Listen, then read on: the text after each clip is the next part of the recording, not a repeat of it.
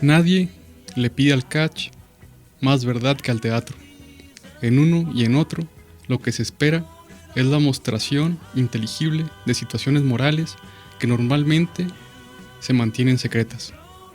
Este vaciamiento de la interioridad en provecho de sus signos exteriores, este agotamiento del contenido por la forma, es el principio mismo del arte clásico triunfante. Sí, Rosita. ¿Cómo desentrañar este misterio que pareciera la lucha libre? ¿Por dónde comenzar a hablar aquí? Híjole, para empezar es un tema que a los dos nos apasiona muchísimo. Bastante. ¿No? Y es muy interesante ese texto, ¿no? Sobre el... Bueno, Barthes le llama el catch, ¿no? El catch. Que nosotros lo conocemos como pues, la lucha libre. La lucha libre. Y es interesante porque es un tema que en apariencia parecería alejado de toda literatura. Sí, o del arte en sí, ¿no? Un tema trivial que no ameritaría algún acercamiento filosófico, literario. Sí, que algunos lo verían como algo populacho, hasta naco, ¿no? Así, la lucha libre, ¿qué es eso? Sin embargo, pues tiene más en común con el teatro antiguo de lo que creemos, ¿verdad? Sí, y con ciertas cuestiones literarias también. Ha habido hasta escritores muy aficionados a la lucha, que le han dedicado pues bastantes horas de letras a esto. Sí, y es interesante también la intención de este texto, ¿no? Que es de alguna manera tratar de hacer un desmontaje de todos estos sistemas de signos, de estas representaciones colectivas que sería, en este caso, la cultura popular. Y es chido porque este texto tiene pues varios temas, ¿no? No solo la lucha libre, un plato de comida, sí. Bueno, ahí lo menciona, ¿no? Inclusive una obra plástica, ¿no? Que en apariencia no tendría por qué hablarse de eso, ¿no? En un texto de literatura. Sin embargo, pues lo trata de una manera muy padre, ¿no? Que nos evoca así muchas referencias todavía personales, ¿no? Sobre la lucha libre. Bastante. Sí, Barthes tiene una genialidad tremenda y su texto, si tienen la oportunidad de leerlo, de paladearlo, muestra cuestiones bellísimas con una estética que uno jamás pensaría que está ahí, ¿no? En la lucha y bueno, y en el texto de Barthes, que es muy buen escritor. Pues, siempre ha habido un enfrentamiento, una disputa, no sé, entre si la lucha es un deporte o si la lucha es un espectáculo. ¿Qué opinas sobre esto?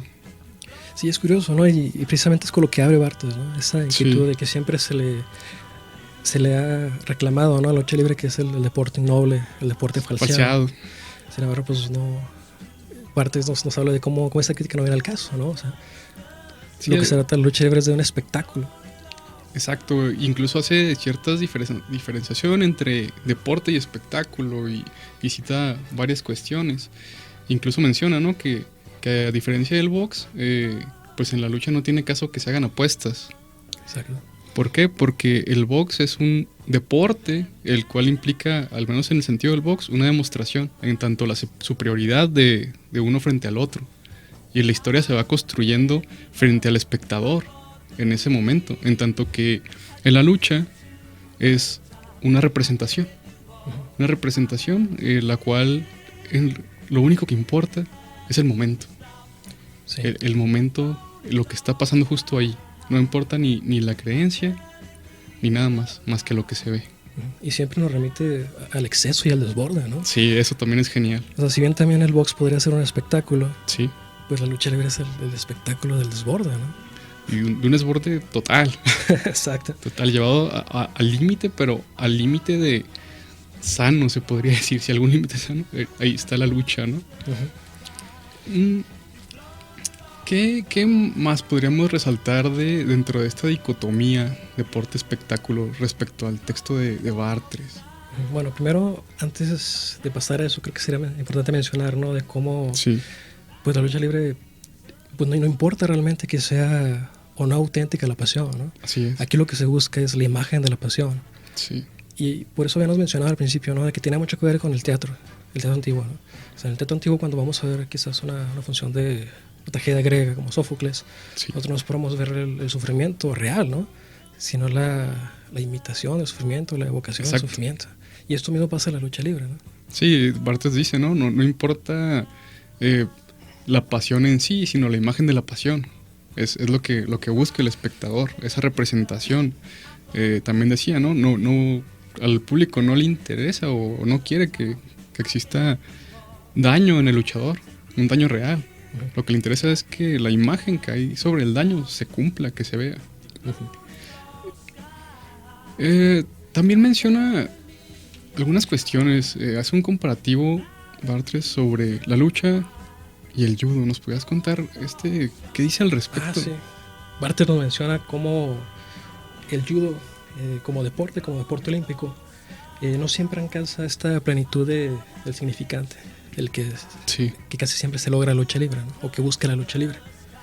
Es decir, él dice que detrás de la eficiencia que contiene el judo, pues hay una parte secreta de simbolismo, que yo pienso que se refiere al Ippon, que son estos gestos retenidos, precisos, dibujados con cierta justeza, ¿no? Sin embargo, para Bartres eso se trata de un trazo pues sin volumen. ¿Cómo es esto, no? En el Ippon, por ejemplo, tenemos el Ippon, la intención del Ippon es derribar al oponente. Así es. O bien en el suelo, ya sea someterlo con estrangulamiento o con algo que sea brazo, ¿no? Y que esto, además de indicarnos la victoria de un oponente sobre el otro, podría quizás simbolizar la muerte del adversario, ¿no? Que esa sería la parte de simbolismo, ¿no? Que posiblemente está refiriendo Bartres. También nos pone el ejemplo del hombre que cae, ¿no? O sea, el hombre que cae en el judo, pues lucha por levantarse, ¿no? Por no ser sometido en el piso. No muestra su derrota. Y el hombre que cae en la lucha, pues un hombre que se queda exageradamente ahí. Con gestos excesivos llega hasta el paroxismo de su significación, es decir, el sufrimiento. El luchador no disimula, sino que acentúa y sostiene ese sufrimiento. De tal manera que no le interesa esta racionalidad del judo, ni la eficiencia del combate de este deporte. Y la única eficiencia que hay es la eficiencia para transmitir un mensaje. Sí, para representar esta imagen que se le confiere al luchador en su papel, ¿no? El papel que de antemano elige. Incluso dice Bartres, ¿no? Que el espectador pues vaya, ¿no? Su euforia no es algo, no le viene del raciocinio, sino le viene del sentimiento más profundo.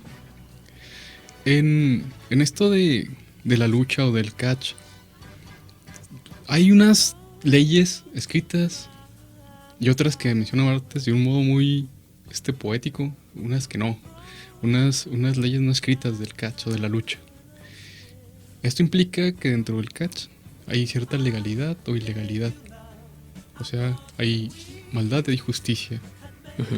¿Qué podrías comentarnos al respecto de este tema de la justicia, de la legalidad y la ilegalidad en Bartres o en la lucha? Sí, la justicia se nos aparece como este móvil, ¿no? que motiva a veces las acciones, ¿no? Bueno, no las motiva, ¿no? Porque lo que lo motiva es el villano, pero hablaremos de eso un poquito más tarde. Sí. En la justicia, pues el espectador encuentra el placer intelectual de la perfección moral, de una mecánica moral que funciona perfectamente. De tal manera que pues se busca significar el concepto de justicia. ¿Y cómo se significa? Pues se significa de manera, de una justicia retributiva, un saldar cuentas, el desquite, el hacer que pague, el ojo por ojo. Es decir, entre más baja sea la acción del villano, del rudo, pues mayor va a ser el castigo que se le realiza. Y ahí es donde viene precisamente el furor vengativo, que no es sobre un oponente contento y feliz, ¿no? Sino que es sobre un canalla. Sí, sobre la imagen. Sino es muy extraño, ¿no? Muchas veces, ¿cuántos no hemos visto la lucha? Y muchos pensarían, ¿no? Pues son unos monigotes que se están pegando ahí. Pero Bartres hace un análisis tan tremendo que te das cuenta que en realidad es una confrontación de imágenes y de conceptos, de cuestiones sumamente morales o éticas. Es una representación hasta cierto punto, no sé decir hasta dónde, de el bien contra el mal o simplemente de la justicia, ¿no? Que hace que aparezcan ciertos personajes que ya iremos citando para que se lleve a buen término el fin de la lucha del caso. Sí, y que el fin se nos aparece como la belleza moral, ¿no? Sí, una belleza moral. De este cambio brusco de suerte, del éxito del golpe, del castigo del canalla otra vez. Sí, y eso es pues algo tremendo que muchas veces dejamos así fuera de la lucha. Con esta dicotomía de bien y mal o con este rollo de la justicia, ¿Qué pasa con esos personajes que aparecen? ¿A cuáles podríamos citar dentro de esta función de la lucha libre como develadora de un significado más profundo? Que si bien ahorita lo has comentado, mucho de la función del luchador es llevar al máximo la significación de un signo o de una imagen, usando todas las herramientas que posea, gestos excesivos, movimientos, algo que logre que el público también se identifique y que lo sustrae en ese momento, ¿no? Porque Bartes dice, la lucha es de momentos. Y cada momento te describe cabalmente y fielmente lo que está ocurriendo. Y eso es en sí la función del luchador, ser ese intérprete de ese papel que lleve hasta buen fin esa significación. Sí. Y creo que el personaje, uno de los personajes de la lucha libre que mejor lleva estos papeles o que mejor nos conduce será precisamente la figura del canalla.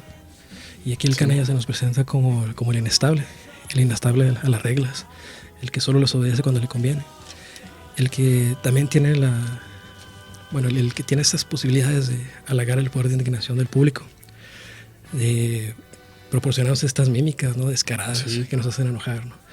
El refugio ante las reglas que antes había rotas. Yo recuerdo mucho que cuando veía las luchas en la televisión me enojaba mucho que rompiera las máscaras, ¿no? Sí.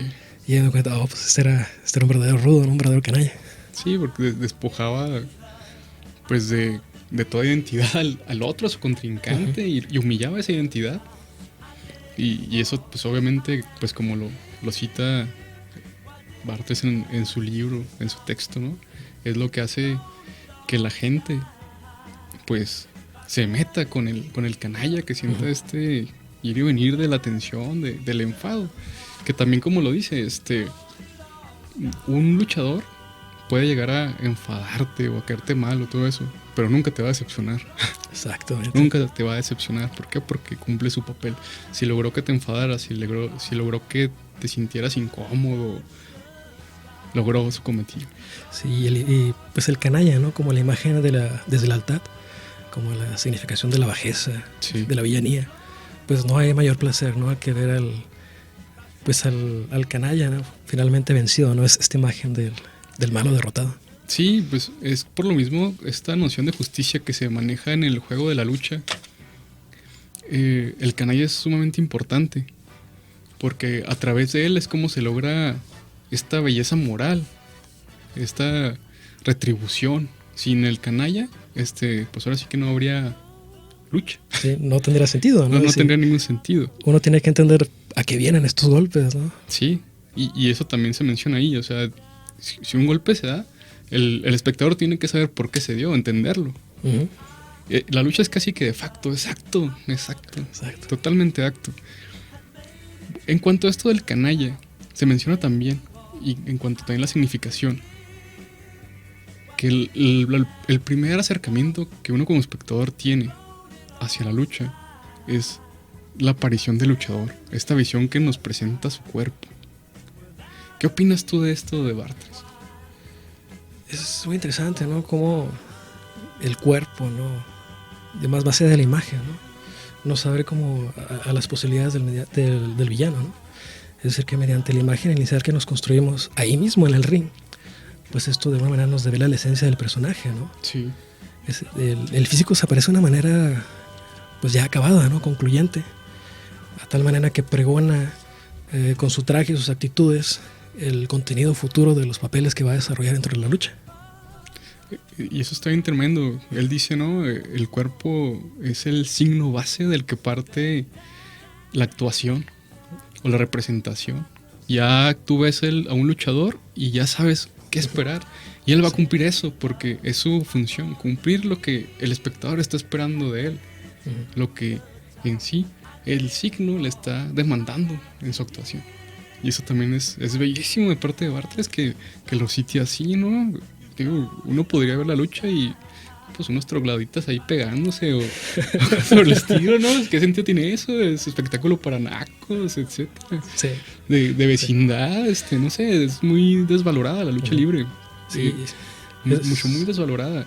Y Y cuando nos presenta cuestiones de trasfondo tremendo, que pues es para que dé pauta a que llegamos a un análisis, porque también como lo menciona ahí, devela algo más allá de la razón del espectador, algo más profundo que eso, y a lo mejor hasta en un nivel subconsciente, y pues vaya, es tremendísimo. Y yo creo que por eso las personas que llegamos a asistir ahí salimos fascinados y hasta relajados, ¿no? Sí. Fíjate, un ejemplo de esta lectura inmediata sobre el luchador, ¿no? Que se nos puede presentar como el arrogante, el maloso, el simpático. Se ve mucho en la lucha libre mexicana con las máscaras, ¿no? Sí. Es decir, las máscaras como este recurso de la exageración, ¿no? Nos indican de cierta manera aquellas virtudes o vicios, ¿no? Que desea resaltar el luchador, ¿no? Ya sea, se puede tratar de un tipo de felino, ¿no? El valor, sí, y todo esto, ¿no? Quizás son los cuernos y los conleños para resaltar, ¿no? Lo malvado que puedes llegar a ser, ¿no? Sí, pues decía Bartres, ¿no? En tanto esto que el catch o la lucha devela instantáneamente la conexión de una causa con su efecto. Exacto. En la lucha, si algo no es totalmente, simplemente no es. Todo es a totalidad. Y eso también es lo que le da este tinte, incluso él lo dice, de supremacía en tanto la representación comparado con el teatro.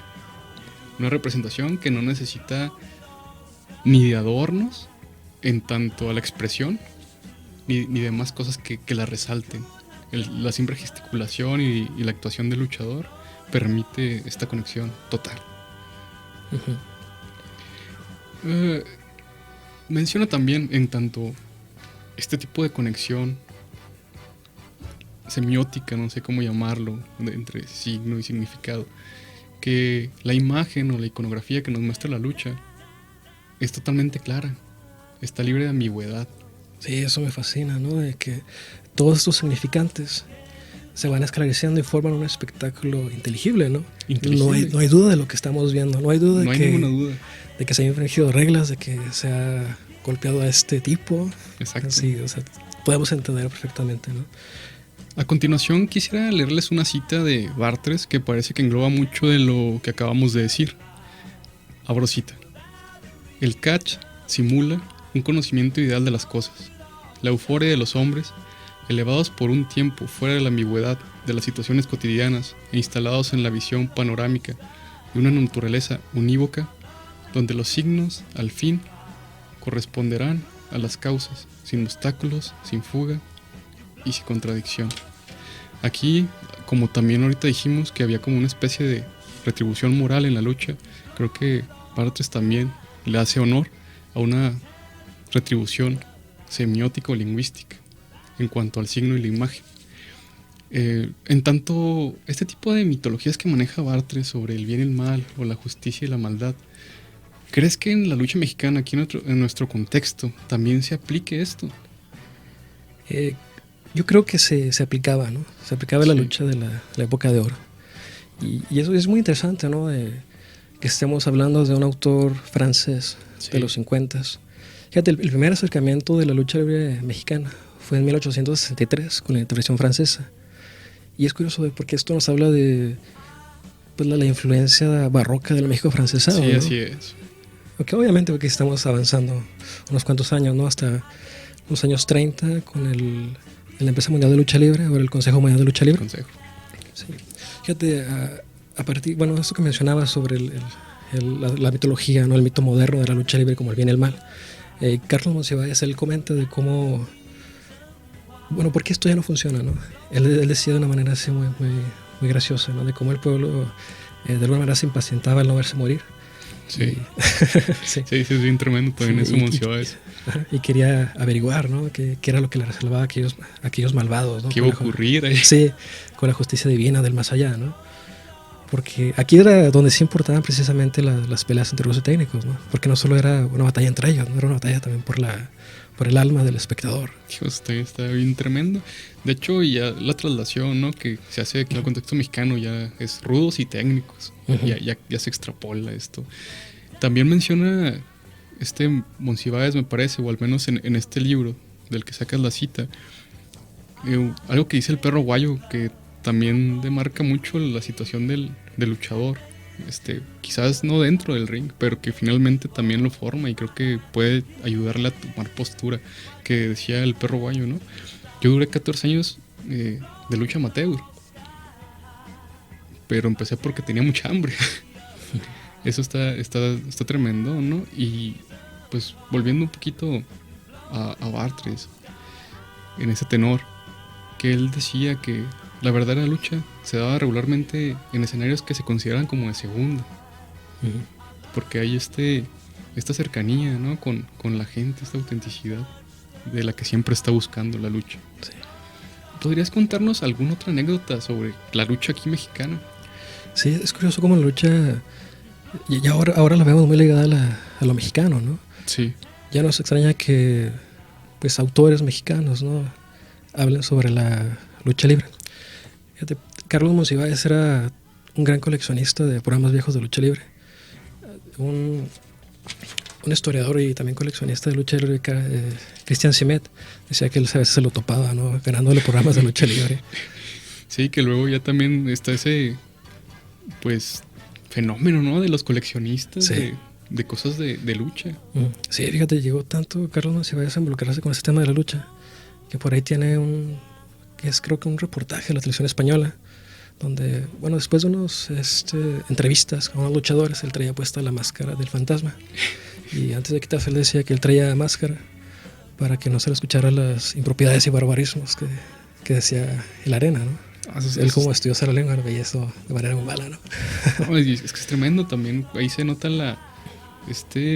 esta propiedad, ¿no?, de transmutación de la lucha, que entras ahí, hay una suspensión de ciertos juicios sí, y todo se vuelca en el acto.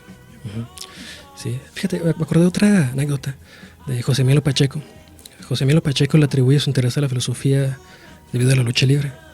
Él desde pequeño le gustaba ver las peleas del Marciano Velázquez, sí, uno de los primeros luchadores en portar máscara y en perderla. Lo que le llama la atención a este luchador era que al principio de las funciones él citaba fragmentos de Nietzsche, ¿no? Qué tremendo. Y fueron precisamente estas invocaciones a Zaratustra las que pues, le llegaron a decir que la lucha libre fue la que le introdujo a la filosofía, ¿no? Esa anécdota es buenísima. Y hablando de lo que tú me decías, ¿no?, sobre cómo la lucha libre nos exige una suspensión, yo diría que nos exige una suspensión de la credulidad, ¿no? Sí. Es decir, nosotros como espectadores tenemos que de alguna manera estar dispuestos a que la lucha libre no nos comunique esto, ¿no? Dejarse como que inundar, ¿no?, por este sentido así más allá de la realidad, quizás. Como diría Monsiváis, ¿no?, el símbolo devora la realidad. Ese es el poder de la lucha libre, en realidad. Y es interesante también el tema de que hablamos mucho sobre la violencia, ¿no? Que sí, claro, ¿no?, la lucha libre se trata de la sangre, pero no es la sangre real, ¿no? Es la sangre de la estetización de la estetización de la violencia, ¿no? Así es, pues, decían, ¿no? El público va ahí en pos de ver una representación, una imagen de violencia, cuando no quiere la violencia en sí, sino esta imagen es lo que busca. Estas expresiones, bueno, como esculturas, ¿no?, de agonía. Sí, que ya en los movimientos que tienen los luchadores hay cosas totalmente estéticas que te dejan con la boca así abierta, ¿no? Estás esperando ciertos movimientos que incluso ya sabes que algunos luchadores hacen perfectamente. Sí, y es curioso, ¿no?, que hablemos de eso, de cómo la violencia alcanza su hermosura precisamente en este golpe cronometrado y armonioso, ¿no? Sí. Está hablando de una estética así tremenda sobre la violencia, ¿no?, donde pues la llave está que anula la resistencia, ¿no?, el lance que desmorona al contrincante. De alguna manera pues se abraza el suplicio, ¿no? Sí, pues, y permite esta inteligibilidad perfecta de lo real que mencionábamos hace unos momentos. También hay un fenómeno que una fotógrafa menciona, lo del kitsch. ¿Qué nos podrías decir un poquito sobre esto? Pues Monsiváis identifica, bueno, la cuestión de lo popular, ¿no? Identifica la lucha libre con estas manifestaciones inclusive pues de lo naco, ¿no? Del gusto por el mal gusto, ¿no?, que viene a construir todo lo que entendemos por lucha libre, que viene a ser este gusto por la saturación, ¿no? ¿Tú crees que la tele ha venido a aportar o a perjudicar el espectáculo de la lucha libre? Fíjate, es algo que no me había dado cuenta, porque curiosamente, bueno, creo que el acercamiento de todos, bueno, no estoy yo, no sé si ha sido primero por la lucha libre en televisión. Y él habla de cómo, bueno, Monsiváis, de cómo la TV desdibuja estas uniones entre el costalazo y los insultos, ¿no? Sí. Que es algo interesante porque la televisión tenemos primero un encuadre, ¿no? Un encuadre que no nos permite ver lo que está pasando alrededor de la arena. El sonido, ¿no? O sea, no se escuchan las impropiedades que se pronuncian, ¿no? Que es parte fundamental de la lucha libre. Pues te dan una visión ya escogida, seleccionan qué te voy a mostrar de esta lucha y no tienes pues la vivencia plena del espectáculo. Sí, y lo que reclama Monsiváis es que la lucha se convierte en el vocero de la cultura popular, que ya no proviene de pues, las personas, ¿no? Las personas que ven la lucha libre, sino que trata de imponer ciertas estéticas, ¿no? Que no estaban al principio de la lucha libre. Así es. Pero fíjate, a pesar de esto, Monsiváis rescata todavía el cine de la lucha libre. También es muy bueno. Él dice que ahí todavía la figura del luchador se desdibuja, ¿no? De esta cultura de consumo, ¿no? Porque nos aparece el luchador de manera ideal, ¿no? Sí. Esas películas de Blue Demon, del Santo. Que en realidad es eso, ¿no? Es un ideal, el luchador. Bueno, voy a citar un fragmento de esto de Bartres a modo de conclusión. Y dice así: sobre el ring y en el fondo de su ignominia voluntaria, los luchadores de catch siguen siendo dioses, porque son, durante algunos instantes, la llave que abre la naturaleza, el gesto puro que separa el bien del mal y revela la figura de una justicia finalmente inteligible.